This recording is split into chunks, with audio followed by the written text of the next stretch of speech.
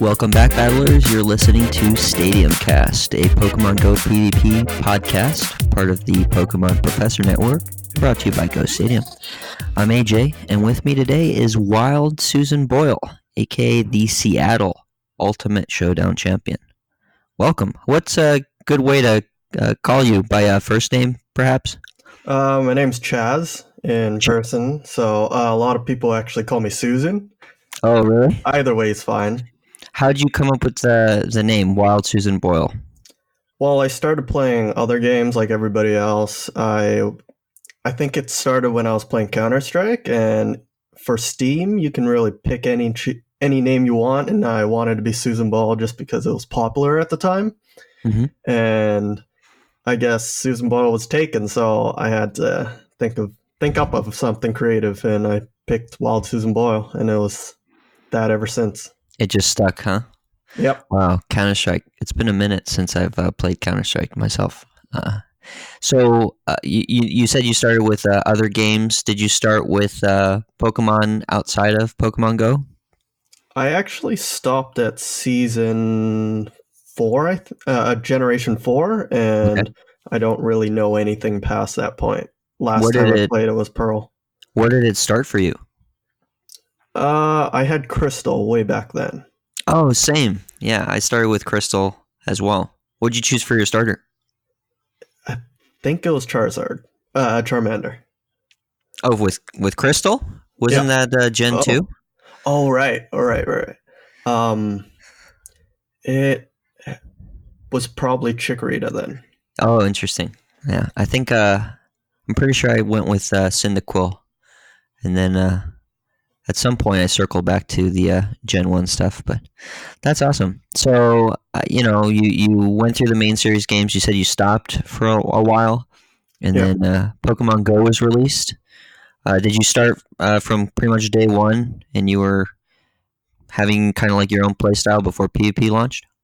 I actually waited about a month before I got into Pokemon Go. I thought it was a bandwagon thing, and I kind of held back on it.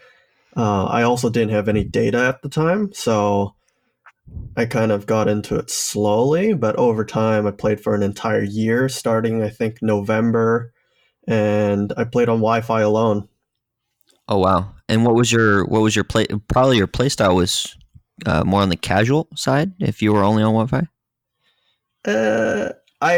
Let's just say the first time I ever caught a Dragonite, Snorlax, or Rhydon, anything of the kind of real gym defenders, that I first caught them after the legendary birds came out. Oh wow, like you caught them at raids, perhaps, maybe? Wild. Oh, wild, okay. Yeah, I tried to hunt them down because we had local maps here too. Oh, right, yeah. So you were kind of like in between, then you got more involved with it, started getting into raids, and PvP launched, right? So what interested you in PvP? Are you just naturally competitive? I would say so. The thing about PvP was, since I was playing on Wi-Fi alone for the longest time, I couldn't grind the way everybody else did, and I was behind in those aspects. But I wanted to be good at the game in some way. So once PvP came out, it was where I could kind of start at the same level as everybody else. Right. So you started getting more involved in the community, which are you in the Tacoma area or Seattle? I actually live in Vancouver, BC. Oh, really? Just north of them, yeah. Oh, that's right. You were the first Canadian to reach Ace Trainer, is that right? Yes, correct. Awesome. Yeah. So you got involved in the Seattle Ultimate Showdown because it was just like the closest one that you were eligible for, right? Correct. Oh, okay. Right. I don't know. I think I got you mixed up with someone else. But did you end up going to the Cascadia Clash, or am I confusing you with someone else? That wasn't me. Oh, okay. So you got interested in PvP, and you've been playing pretty much from the beginning all the way, every Hmm. single tournament cup so far. Yes, I have actually three kind of city tournaments. Like the entire Metro Vancouver area is just a cluster of 4 or 5 cities, and three of them host their own tournaments every month, and I try to hit every single one. So they're all kind of like maybe smaller communities that all do their own PvP events, and you just make your rounds. Yep. Okay.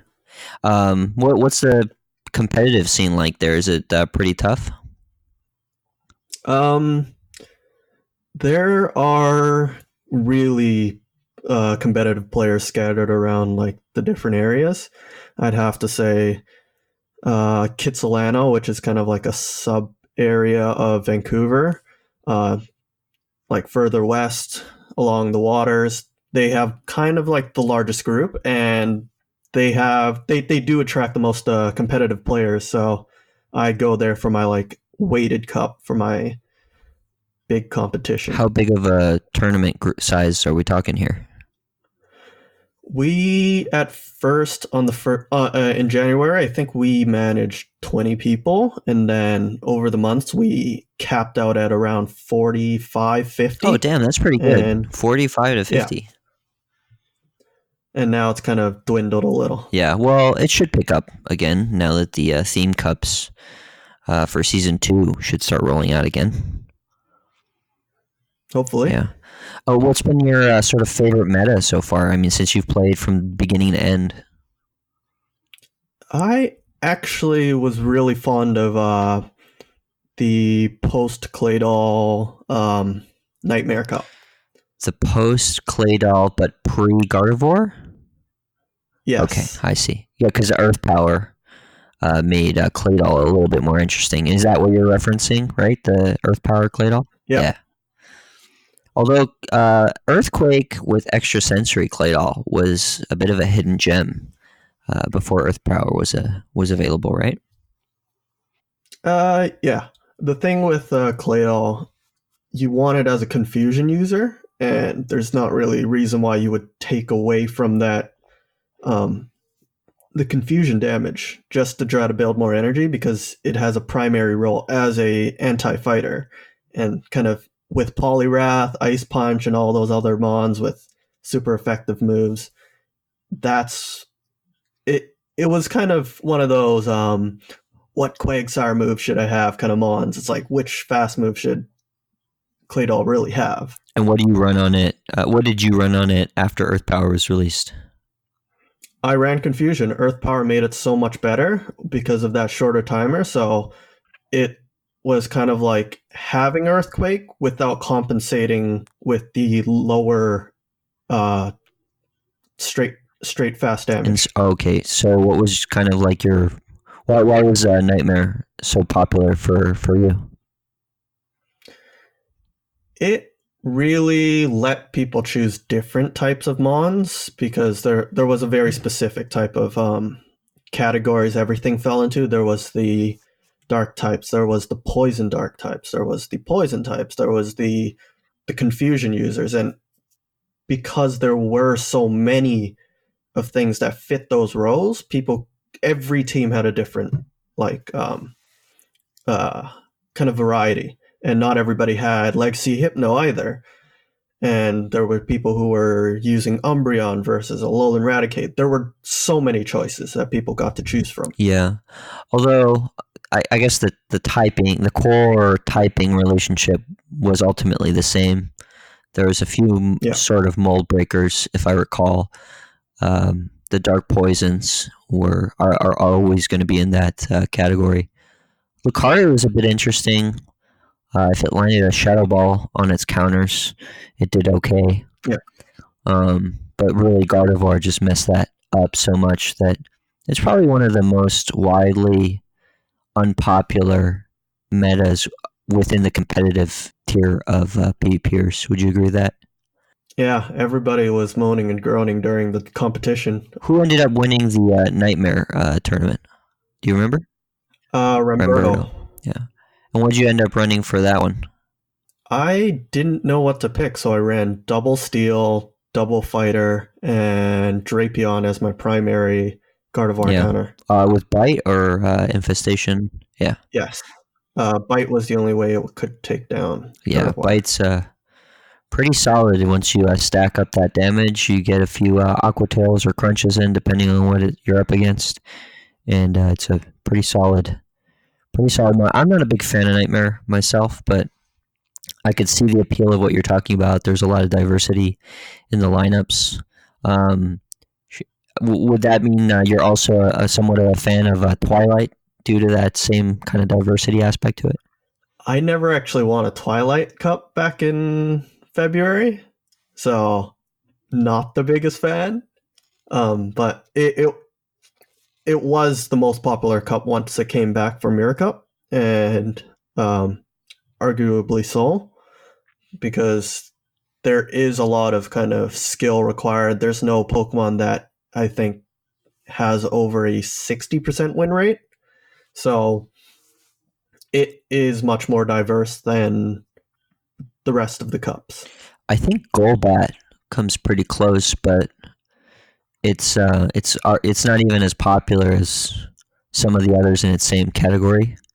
You know, Yeah. like Venomoth, namely, comes to mind. And even Golbat is pretty easy to counter if you have the right analysis over the meta. So that's Mm-hmm. interesting. You're a big fan of diversity. Would you qualify yourself as more straight meta kind of player or more of an anti-meta kind of play style? I try to predict what the meta is ahead of time, and I play around building mons that take down maybe the top two Pokemon.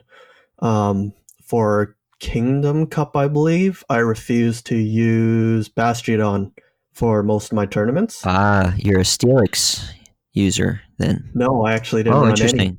What did you run? I ran Double Dragon, which would be Altaria and Dragonair, Mm-hmm. and then Double Fighting, Lucario, Blaziken, Marowak, and Lapras. That's interesting. Kingdom, I felt like I was the same boat as you in that Bastion. It either wins big or loses big, and so you could kind of check the Bastion boxes through your other coverage, and then work your way through the meta with other options. I think Bronzong, even before Psyshock and Bulldoze, was a solid Kingdom pick. Yeah. So you don't like running Bastion and Kingdom. So are you the kind of person who tries to run Jungle without a Vigoroth? No. That's C9 Gotham's thing. That ain't mine. Um, yeah, I ran the core Nemo lineup, the Vespiquen lead, Vigoroth safe switch, and Lantern in the back. Oh yeah, that That's what I ran most of the time. Lantern Vigoroth pairing is just brutal if you're not ready for it. And once shields are down, Lantern is just devastating too. So what is sort of your process? You hinted a little bit at it. You try to guess the meta or deduce the meta is a better word. And from there, you build your team. Tell me a little bit more about that process. How do you prepare for new metas? Well, first of all, shout out to PV Poke. Everybody knows that's the best place to kind of figure out what are I guess, the most dominant Pokemon in in a particular meta. Uh, you really kind of build from there. You look at what possibly beats the top 5, 10. Start writing things down. Start looking at what Pokemon you picked and how you back those up. I personally like to write things down on paper and kind of start from scratch. Oh, for example, Cliffhanger. I want to start a team with Altaria as my core. What would back Altaria the hardest? Altaria is weak to the rock types and steel types. So I would probably pair fighting with it or a mud boy, and I guess that's how I build my teams from the start, and that's kind of how I got to my regionals team. And I think I went through about 8 to 10 variations before I actually finalized my regional team. Now, do you do everything on paper and no scrims, or does it go through certain iterations? Do you write it down, scrim with your buddies, and then go back? How does that? Because you said you have multiple team iterations, right? So what causes a team to sort of fail? There's usually something that just kind of flies over my head, and I'm like, oh, I didn't notice that was a really big hole in my team. Um, and there's always going to be some of those in such a diverse meta. And when I do come up with the team, I do try to ask a couple of friends, oh, can we scrim maybe 5, 10 battles, see how this team works? If it doesn't work, then I'll go back to the drawing board. But a lot of times it is just me writing down on paper, throwing the team at friends, not even battling, just what do you see wrong with this team? How do you think I can fix it? Right now, I'm kind of stuck between using Haunter and Umbreon in Cliffhanger, so I do try to ask for a lot of verbal input, and the gameplay kind of comes after I'm confident in my team. So you just basically you stress test the teams that really you feel confident that they're gonna really pull in some wins. How often is it that once you have that team that you're pretty confident with, that you start making changes to that? Is it through those scrimmages with your buddies? I always end up changing something, even if I am super confident with my team, because there are always the kind of last second you show up at the tournament, but you always had that one or two. Which grass type should I use? Should I be using a Victory Bow or should I be using a Venusaur? And I guess it's a lot of it is really second guessing, but oh yeah, so that's interesting. if I were to What pick, are some last minute choices that you did for the showdown in Seattle, if I any? think um, I think it was in Twilight. I threw out Venusaur and I put in. I'm not quite sure. Okay. So anyway, you make last minute changes. I can't remember right off the top. It's kind of like it's an active process, right? It's very dynamic from what it sounds like. And so that's how you prepare for maybe one tournament, but the Seattle Ultimate Showdown was a totally different animal in that you had to prepare for 8 completely different metas. So how did you how did you approach preparing for the showdown? I tried to pick the earlier cups because those have been the ones that kind of we've been so distanced from since like 7 months ago. So I knew right off the bat, I knew what my jungle team would be because we just finished Jungle Cup and I won my local tournament. So I was confident in that I could lock that in. And then I went straight to Boulder. As for Boulder, everybody kind of started realizing there was the SMS core and everything you built around it was kind of just supplementary. Swampert, Medicham, and Skarmory is what you're referring to, right? With the SMS core? Okay. Yes, correct.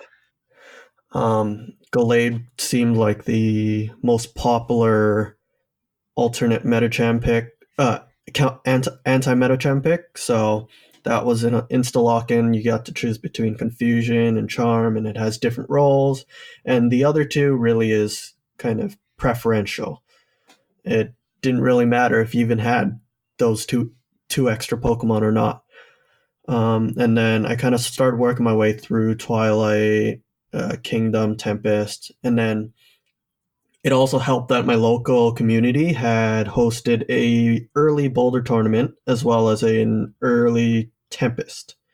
I won both of those as well, so I felt I could lock those in. And then the rest of the teams, I just kind of slowly worked on. Nightmare, I kind of left in on the side. Like a lot of people did. And then, yeah. And then the big two would have been Regionals and Twilight. King was hosting his Twilight tournament the next day, so those were the last two I was kind of just focusing, refining, practicing on for like the last week or so. So you prefer to sort of concentrate all of your efforts in short periods of time, as opposed to doing it over too much time. Is that basically right? Oh, it was overkill. It was a lot to think about. So, and I think we only had 2 weeks time to prep. Yeah, it was a lot, but it was exciting to watch. And the good thing is that nobody really had an advantage there, in that everybody is on the same playing field. You guys all excelled within your local communities. You guys all do well in your own team building, and you all had somewhat short notice as to being able to prepare. So, Mm-hmm. and a lot of you guys said the same thing. I just kind of threw Nightmare last minute because it was going to work out however it was going to work out anyway. So that's interesting. So what's sort of your advice to inexperienced players? I know a lot of people getting into PvP, they're kind of like overwhelmed with all the information. Maybe they don't have like the Stardust or the resources, or maybe they do, but they're just overwhelmed. What would be your experience? Your experience, your advice towards those players that want to get into PvP but don't know where to start? I would say learn your typings. That's the most important thing with Pokemon in general. Whether you're playing main series games or Pokemon Go, you can see whether your moves are doing super effective damage in gym battles and raids. So that's really helpful for people who don't know typings to begin with. There are a lot of typing charts online. You just Google and that'll give you what is it, 16 types now? 14, 16? I It's a think it's lot. 17. Oh, Yeah, you saying yeah. 14, 16 made me want to double check, but I'm pretty sure we're at 17. 18. Possibly. I'm not too 18 sure types myself. because of fairy. Yeah.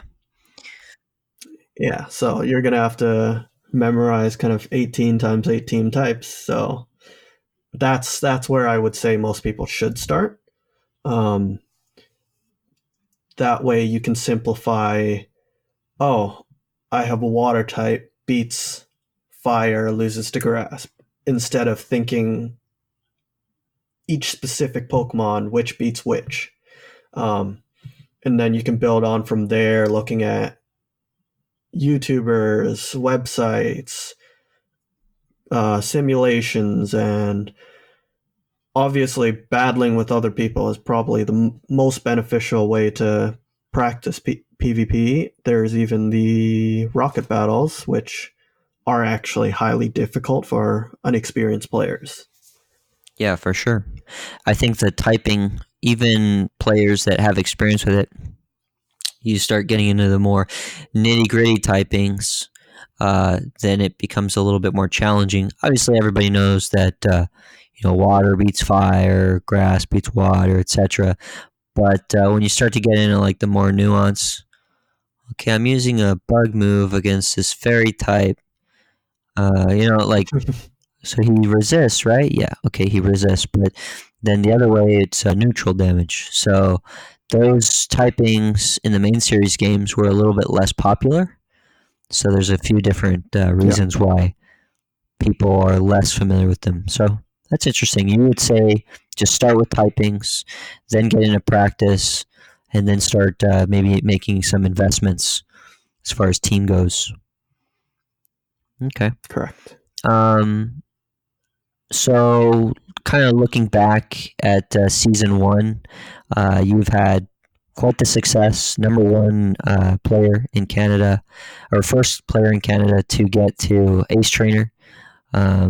You've done really well in your local community. Obviously, you did really well in the Ultimate Showdown. What's been your favorite moment in season one? There's actually quite a lot. It has been a long year for me, personal life and all. Um, and Pokemon Go really, really helped me throughout the summer, and getting into PvP really let me connect with the rest of the people in my community. I'm sure there's a lot of people who say, "Oh, I didn't even know this part of my town exists until I started playing Pokemon Go." I didn't travel to a lot of these places until these tournaments happened, so I got to meet a lot of really cool people. There are a lot of minor moments that have happened over the past 8 months that I will probably remember for the years to come. Uh, One of them would be the Ultimate Showdown when C9 got him, and I just kind of had that standoff with the Zoomerils undertapping. Oh man, that Who's was gonna so flinch fun. first? So there's a whole lot of these moments.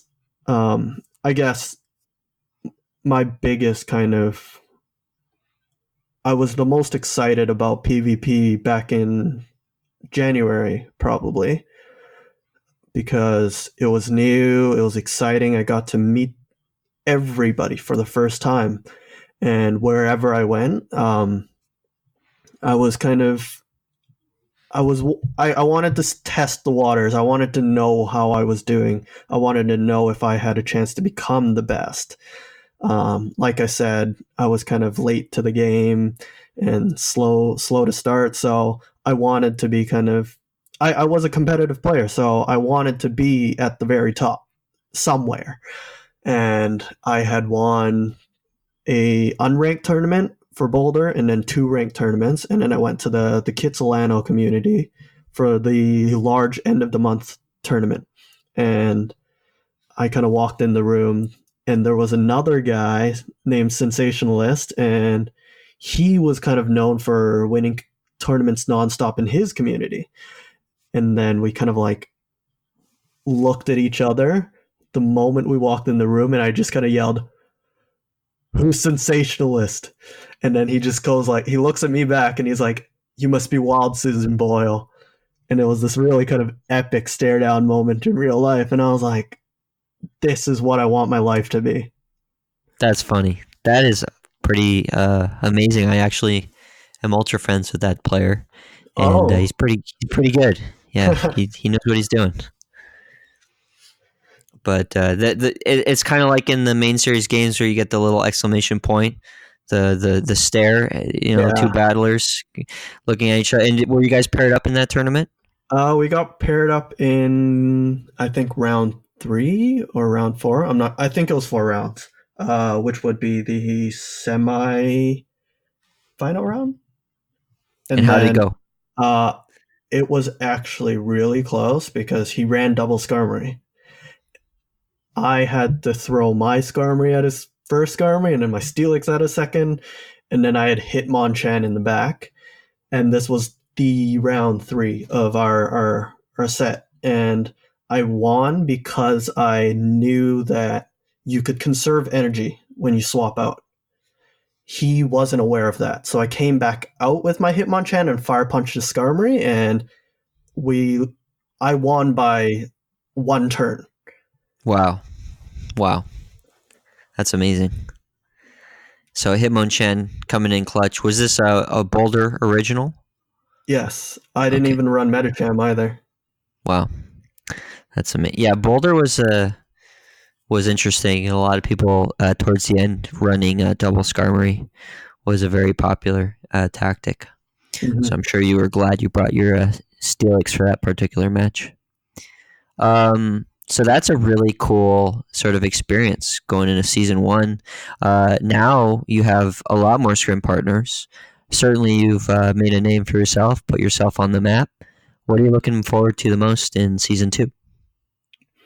Season two, I'm not really looking towards.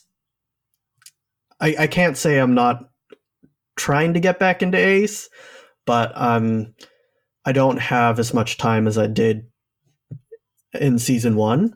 I'm going back to school to finish my undergrad studies. Kind of left that off on the side for a couple of years. But I do hope to kind of contribute to the community. So I am starting a coaching service on my Twitter. Oh, wow. So that'll be happening over the next season, the next 10 months. Do you want to plug a little bit more about that and tell us what you're going to be doing for your coaching services? Sure. You guys can find me on twitter.com/WildSusanBoyle. There's no funny spellings or anything in my name. Currently, I'm in the process of releasing updates to what I want to do. I haven't completely finalized my plans, but it is mostly ready, and I've probably at least a week worth of kind of fine tuning. But after that, once the first cup of the Sylph Arena gets announced, I'll be hopefully going on at full speed, helping other people in the community. For those who are listening to this podcast, there will, ahead of time, I will kind of spoil it a little. It is going to be me going through video submissions from anybody, really. This way, I don't have to be friends with other people. I don't have to make videos. I don't have to wait for other people to send me battles. I take your battle submissions and I kind of critique them. Currently, I critique them in. I've separated them into 3 categories: team construction, gameplay strategy, and what was it? Something. I can't remember off the top of my head, but this will be the way I'm hoping to kind of provide other people coaching regardless of how they play, what their skill level is, whatever the cup wants, whatever cup they want to play. This way, it is a little odd because I am doing it on Twitter rather than on YouTube and anywhere else. It's just I'm not a very video maker guy. Neither am I. But that's cool that you're doing some sort of side project. Even if you might not be actively competing, you're finding a different way to stay involved within PvP. And I think you see a decent amount of that in our community, just trying to participate wherever possible, even if you're hampered by certain things. Like in my case, I haven't done a ranked cup, since Rainbow. And so I've been kind of backing off a little bit because I can't reliably go to these tournaments. I was doing some of the remotes, but I just couldn't find the time to commit. So I'm doing this instead. I'm doing shoutcasting, and I think you're seeing a decent amount of that pop up. So it's cool to see you sort of transitioning into that. With that said, Gotta retire while I'm at the top. Retire right? at the top. Well, maybe you make a comeback at some point too. Possibly. Yeah. We'll see. So season 3, yeah. So you heard it here first. So what would you say is to sort of wrap this up? Your spirit Pokemon, if you had to choose one. Flygon. Oh, why is that? It's a dragon type, so it's kind of got that mystical aspect, but it's a really playful Pokemon, and it's kind of really grounded. Rather than looking at the sky, you see a Dragonite and Altaria. Flygon's one of those dragons where you're kind of really kind of spending time with, and you don't think it's so mythical, and it kind of ties into like my WildSusanBoyle side. It's kind of the wild aspect, while I'm not really anything too special. I'm not too special. I'm not king. I'm not Zionic. I'm not the gods of the world, you know. I do feel like I have something to bring to this community and everything, but it's like it, I do it while I'm around everybody else, and I don't even know what I'm talking about Yeah. anymore. But you know what? Flygon has always been my favorite Pokemon since like the movie came out. I think it was the one with the Groudon. I haven't seen. I've only seen like a couple of the movies. What I'd say is Flygon is definitely a really cool Pokemon. I'm a little surprised that a Yeah. Canadian would want to be double weak to ice types, though. That's a bit surprising to me. Ah, So maybe that's something to think about. And what I would say, having spent a decent amount of time with King, is you are a pretty awesome player, and you've definitely made a name for yourself, and you would not want to be the person paired up with you in a tournament if you're coming in to win. Um, I'd no. really like to thank you for your time, man. For taking the time to doing this. It's always cool to see other perspectives. Is there anything else you'd want to say to the PvP community? Thank you for having me here. It's been fun sharing my experiences with you and everybody else that's going to be listening to this podcast. I think I've shouted out quite a bit of my community. Um, if anybody's listening and not following King, he's probably the guy to follow. Have to shout him out a couple more times. But that's about it. I hope you guys kind of follow me on Twitter, follow me through this coaching process. If you guys need help, come find me. Yeah, good luck in season 2, everybody. Awesome. You can find WildSusanBoyle on Twitter at WildSusanBoyle, and you can find GO Stadium on Twitter at GO Stadium PvP. And make sure you check out all the awesome links in the description for this episode. That's a wrap, folks. We'll see ya.